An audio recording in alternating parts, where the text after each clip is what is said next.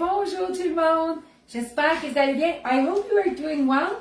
So I'm going to do a very quick video today where I'm going to be using this collection. It's called In a Snap 10-minute quick pickle kit. I'll explain a little bit more what this is. Alors, je vais vous venir vraiment rapidement pour vous montrer en utilisant cette trousse-là.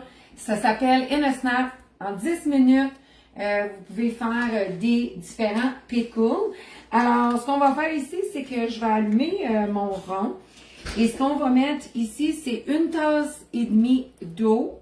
So 1.5 cups of water. And we're going to be adding 1 cup of white vinegar. Alors, 1 tasse de vinaigre blanc. Et aujourd'hui, ce que je vais faire, c'est le Dillylicious Pickle. So I'm making the Dillylicious pickles in the kit here, and we'll show you what exactly it looks like. Alors, vous voyez ce que ça a l'air, très facile. Dans cette belle petite trousse-là, ce qui est vraiment le fun, c'est que vous avez 2 enveloppes de mélange pour conserve à la nette, 2 mélanges aux conserves sucrées et piquants, et un mélange conserve à l'ail épicé.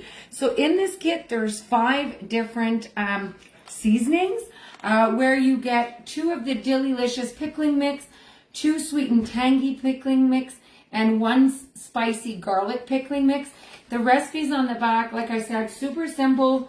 1 cup of white vinegar, 1.5 cup of water, and then you bring it to simmer. And while that is going to be simmering, you want to use a 1 liter mason jar. So I'm going to be using cucumbers. It fits 2.5 English cucumbers in my 1 liter here. Alors, ce que vous allez utiliser, c'est un pot maçon de 1 litre.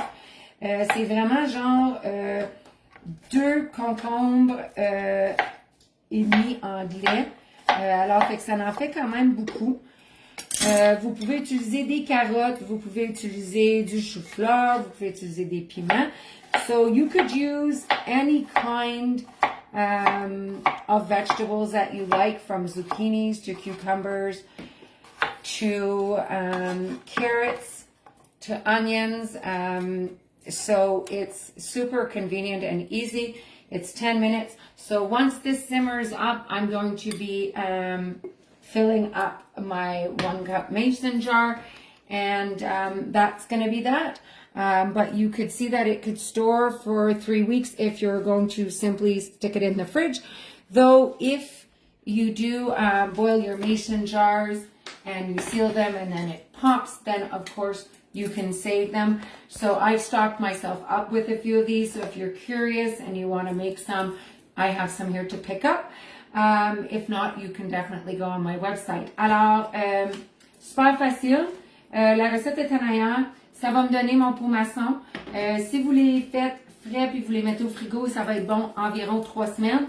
Si vous faites bouillir vos pots maçons comme lorsque vous faites des conserves et que l'embout ici fait le touch qu'on appelle, il va être bon dans la chambre froide à utiliser. Fait que c'est super le fun. Si vous en voulez tout de suite, j'en ai quelques-uns en inventaire. Sinon, on peut toujours les commander. Alors sur ça, je vous souhaite une belle soirée. Bye everyone! Have a good night!